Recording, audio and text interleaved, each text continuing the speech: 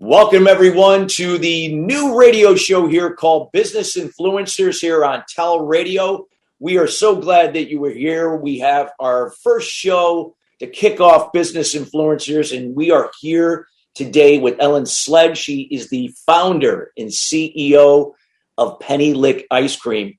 And today we are going to be talking about life of an entrepreneur during turbulent times. Now, as an entrepreneur, you could probably relate during this time that we've all gone through. There are many businesses that had to deal with a lot of adversity, which meant that you had to incorporate a lot of resilience into your business. Not to mention, probably things were going on in your personal life as well, because life in business happen as one. So for those out there that can relate to that, this is going to be a show for you. So we encourage you to listen to this show from start to finish. You can always go back later and listen to this show again. But this is definitely going to be something that you're going to be hearing from someone that's going to share from the heart. She's a very successful entrepreneur, somebody I personally know, and we're going to introduce her right now. So I'll give you a little background. Ellen is a CEO, co-founder, founder of Penny Lick Ice Cream, and she is an extraordinary person, a mom of 3 kids, and I can't mention any more than what she does and how she's able to handle running a business and running a family at the same time. And she's just extraordinary in so many different ways. And you can learn more about her when you look at the show details. It'll give you more information about who she is. And we highly encourage you to check her out and connect with her and Penny Lick Ice Cream on social media. And without further ado, we welcome Ellen Sledge to the show. Ellen, how you doing today? I'm doing great. Thanks for having me. That's a very, very warm introduction. I hope I live up to your hype. Absolutely. Well, you are, you've done so many amazing things. And, since COVID hit, your business, I remember right before COVID, you're in the ice cream business. You make ice cream, you have a retail establishment, you also wholesale ice cream to other, ice cream shops and, retail stores and as well as restaurants and so on. And then all of a sudden this COVID hit. Restaurants are operating at 20% capacity. Events now come to a close. They're not happening. And these were all really core channels of your business. Yet you were able to persevere and go through it. Let's talk a little bit about that, to the business owner that is listening that also had maybe similar struggles. Talk about it as an entrepreneur, both from a professional and personal perspective. I can start by saying that there are days I can't believe I'm still moving forward. And there are days I can't believe this pandemic is still going on. And we recently had Ida and terrible flooding. Our county is a disaster area. There are moments where I'm like, what on earth? I learned right before the pandemic a really valuable lesson as a business owner. And it frankly truly helped me also as a parent and as a wife. And I learned it right before the pandemic. And it's the idea of taking stock of what you have. The first thing for me, and I also have a project management background that helps me make informed decisions in crisis is to know what I'm working with. So I'm an alum of the Goldman Sachs 10,000 Small Businesses program. The language they use for something like this, they call it a resource map. It is not just what you have. So I can look at my business and say, I have X amount of freezers. I have X amount of square footage. I have X amount of tables. I have X amount of computers. I can look at my home and my family. I can say, we have cars, we have children, we have this, we have this. It's not just a sense of physically what you have, but also who surrounds you. Who are your friends? Who are in your social circle? Who are your business acquaintances? And how you can draw on their knowledge. And so that term, the resource map, has always stuck with me. As you've mentioned, and as I've mentioned, I am a small business owner. I have to make a ton of decisions a day before a pandemic crisis hits, before there's floods in my ice cream shop. The concept of restaurateurs and small business owners pivoting during COVID is ridiculous because we were doing that well before COVID. Yeah. We know how to do that. We are really good at riding roller coaster. But you can, in a crisis moment, find yourself in something I've certainly experienced before that I call decision paralysis. I'm sure a lot of people call it the same, where you just don't know what on earth to do. You're faced with a challenge, you're faced with an obstacle, and then your anxiety gets the better of you and you freeze. And I know business owners who did that in 2020 and their businesses are gone. I don't know when I'm making any particular decision, whether it's necessarily right or wrong. I'm going with the best information I have in front of me, but you have to move very quickly, especially in crisis, especially in something like a global pandemic. And you're better informed if you know what you're working with, what your resources are, who and what you can lean on if everything goes wrong. That has also been hugely helpful in my personal life. I have 3 children. I have a wonderful husband. They have gone through crises of their own, particularly my oldest daughter. She is off at college now. We are so proud of her, but there was a moment we were afraid she was just not going to get to college. Not academically, but I'm sure it would be no surprise to tell you that about 50% of high school seniors in the last year suffered from some form of mental illness, triggered certainly in part by quarantine and global pandemic. Yeah. So, faced with a new challenge, what's happening to our daughter? Are we losing her? Where is she going here? You lean on the resources you have. And that constancy of knowing that in front of me, there is a road that keeps moving and there's some fog and I don't know if that's the right road to go down, but I know behind me and all around me, I have a support network and resources, information I can lean on, assets I can lean on if need be. That makes the decisions and taking that next step forward into that murky view ahead, it makes it much easier. And I think that's probably, people ask me all the time, how do you do it? And, I mostly quit back, oh, not well. I'm winging it. But the reality is that there is a confidence in taking really good stock of who you are and what you have in every way that word is defined. Yeah. Does that make sense? It makes sense. I mean, the part about, when you talk about resiliency, and you've been through this several times, it's really, and again, you talked about, that as an entrepreneur, a CEO, a founder, you have to be proactive. You didn't know COVID, but you have to say that, hey, things like COVID are going to happen. There's going to be perhaps a natural, not to say a disaster, but, like an event that could flood your facility. You have to be proactive, know when these things come, how do you adapt and be able to handle that situation? So when we talk about resiliency, talk about a little bit how you have learned to really focus on what you can control and what you know in that moment, and letting go of what you can, because that's the hard part. Letting go of what you can't control, what's happening in this, what you went through, how you're finding that harmony. Still not there yet. Only trying to control what is actually in your power is like a daily thing. I have to remind myself in the mirror in the morning when I'm brushing my hair. Like, I literally say to myself, "There's only so much you can do in a day." I live by written checklists. I have paper with me and a notebook with me and a calendar with me everywhere I go. And I will frequently write that, like, no, Ellen, you can't do this. You can't control this. Ignore it. A very long time ago, before you knew me, Chris, I have a project management background and maybe a little obsessive tendencies when it came to organization. When I had one child and she was a baby and she couldn't reach things yet because she couldn't get far. She was a baby. She didn't have those motor skills. Everything in my home was exceptionally organized and labeled 2 different ways.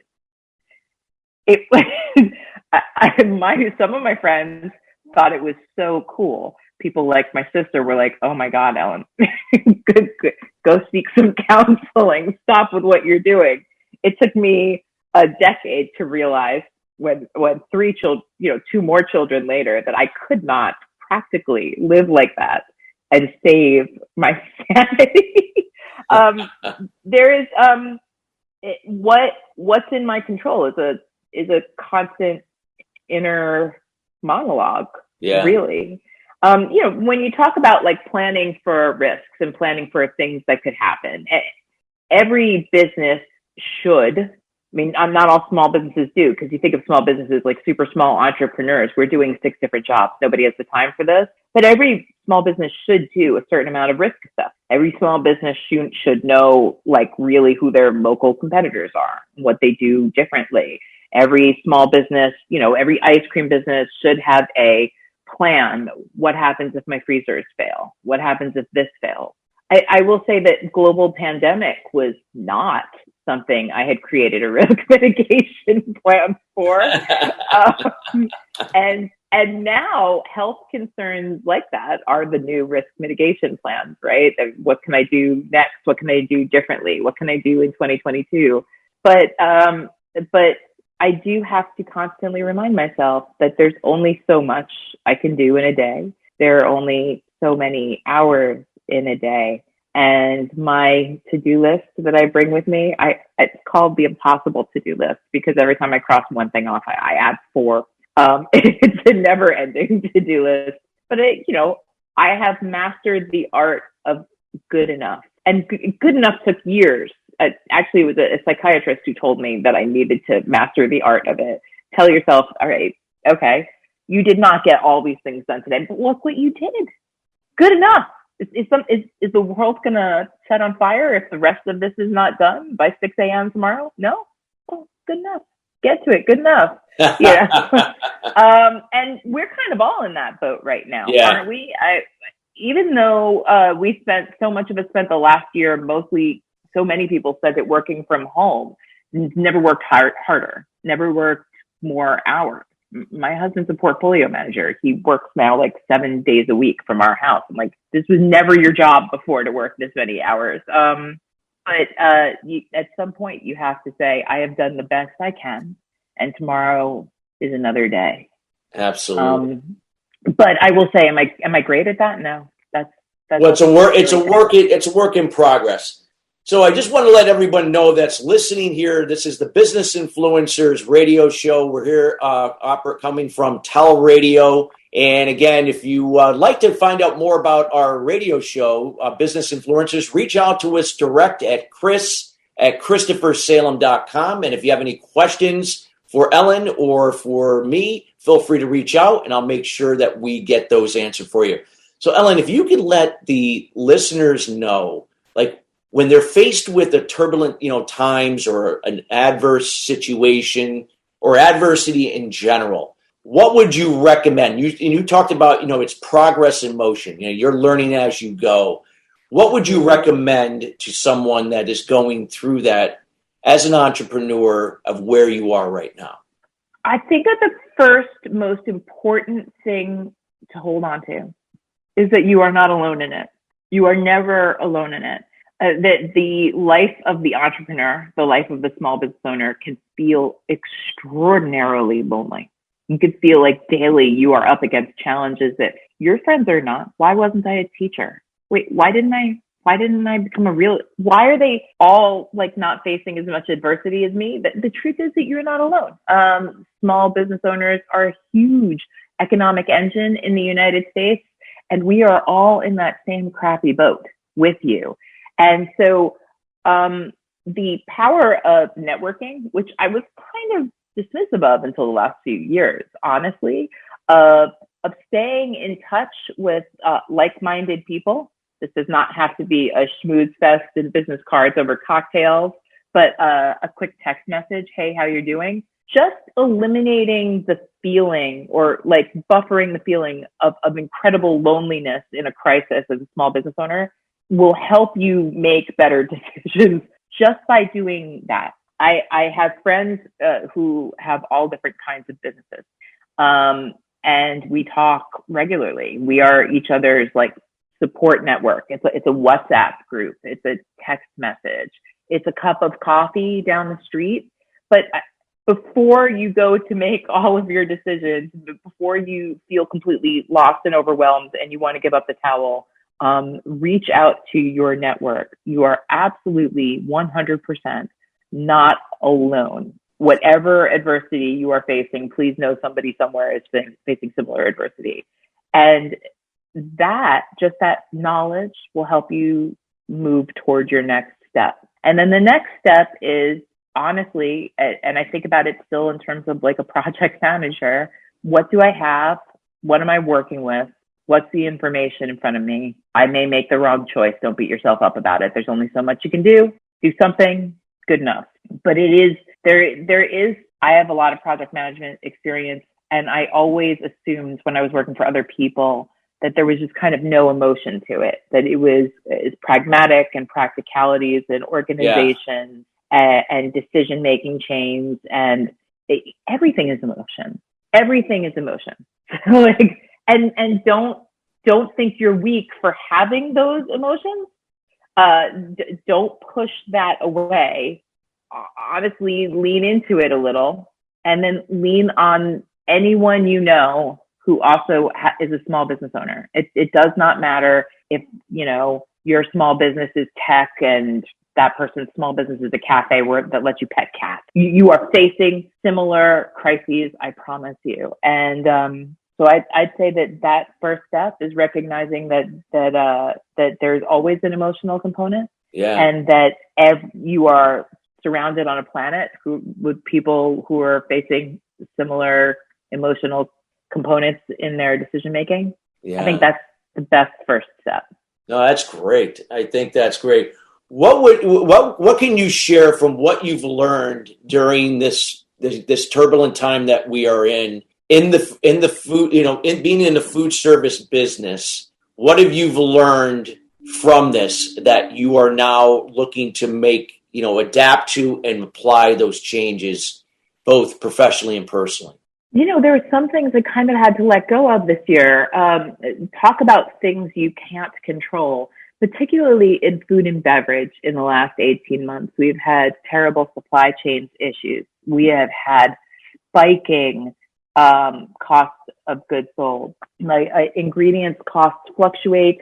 There have been a lot of shortages. I'm in ice cream. We had 2 cream shortages in the last 18 months. That absolutely changes the price of an ice cream cone. I have raised prices, and I'm still not sure they're right, because so many things change every single day. We've never had the kind of price fluctuation and price inflation that we are experiencing right now. It's funny to me when I see news headlines, they're like, oh my gosh, there's inflation here. Small business owners, we've known that for a while. We have been looking at inflation since March 2020. I don't know why anyone's surprised now that the cost of cars is going up. It's an embarrassment to places like CNBC when they're like, can you believe inflation? What I've told myself is focus on some wins that you can attain, and then take a step back and recalculate. I can't recalculate every single day. I'm a small business owner. I can't possibly recalculate every single day. So I'm focused on growing the business. I'm focused on marketing. I'm focused on gross revenues and a couple of other metrics on my dashboard. I have no idea anymore. In the last month, we've been so busy and it's been so chaotic. I have no idea what my operations costs look like as a percentage of our gross revenues. I should know that, but the world around me is fluctuating too fast for me to know it at this exact moment. I meet with my bookkeeper once a month and we have a pretty good handle on it, but everything keeps changing. And so I am focused on the things I can control, and they'll build the path forward. Last year, at the end of the year, my bookkeeper had been out of touch, and it had all been really, because she had been having other problems, and it had all been really crazy. And when we did the book, finally, we looked over everything for the end of the year. I was like, oh, I trimmed operations costs. I trimmed operations costs in 2020. That's amazing. How did I do that? It's like a wing this year. Talk about, I went from the person who labeled everything in my house to sort of having an idea of how much I'm paying for paper bags this week. I have no idea. Everything keeps changing by the minute. So there's a lot of fluctuation, like you said, with the food. There is food. Yeah, food more than a lot of industries. It will calm down. I was hoping it would calm down by now, but there is still too much COVID in the world. So hopefully that changes a little bit. Again, really focus on the things I can control, and we all are. I joined the board of a new local restaurant alliance. It's called the Restaurant Alliance of Westchester because, frankly, in Westchester County, we don't have much collaboration. We all sort of know each other, but there's no real collaboration here. And we are an industry that deserves collaboration. I don't want our industry to be quite as competitive as it is. So I'm on the board of a brand new, launched last week, first board meeting is next week, Restaurant Alliance. I'm very proud of it, and hopefully we can do things in the future, but talk about needing a resource map. Talk about needing, your network around and behind you. I'm going to kind of dive into that, and then I'll take a look next week at what the cost of plastic spoons really is. Yeah. Well, like I said, things are slightly changing. Unemployment is ending. It looks like there's going to be more people, looking for opportunities. In this case, people in your segment or people that have skills that can transfer over, and obviously you're going to be able to delegate more and add, fill some positions to help now scale your business. Which is wonderful.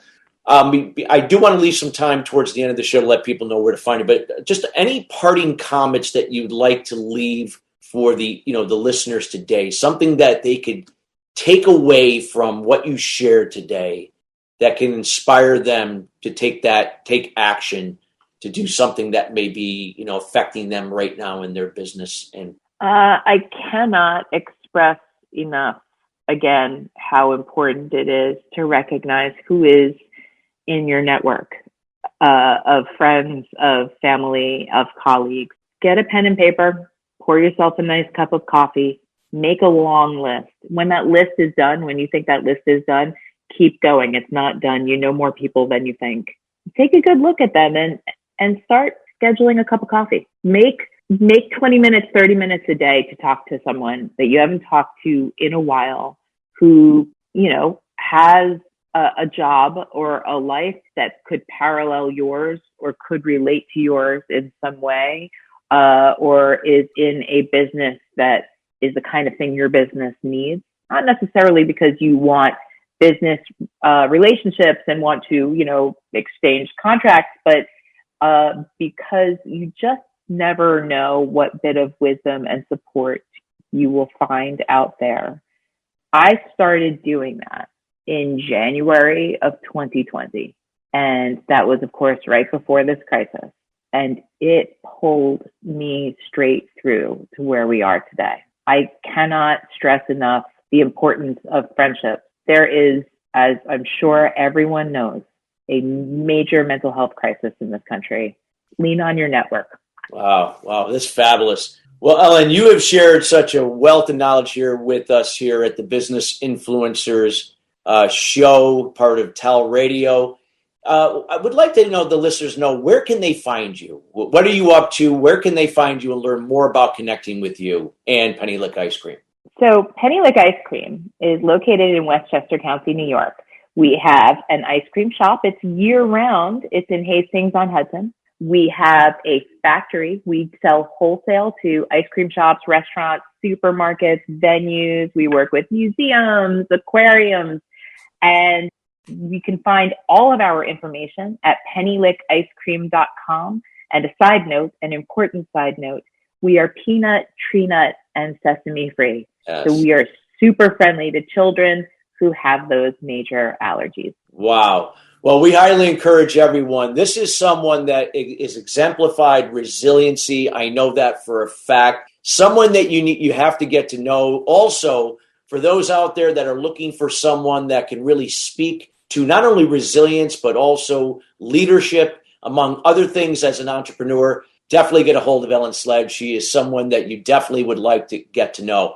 We want to thank you, listeners, for joining us for our inaugural episode of business influencers. Again, my name is Chris Salem. I'm your host. And we got this show that will come each and every week where we're going to have entrepreneurs like Ellen that are going to be sharing from the heart. So we're not going to have the typical questions where it's kind of surfaced information. We're letting you know what goes on in the day in the life of an entrepreneur, both personally and professionally, because this is reality. And it's going to help you wherever you are to connect and relate and understand where that person is, what that means to you, and what you can take away from what they share that resonates to help move you along in your business and in your personal life.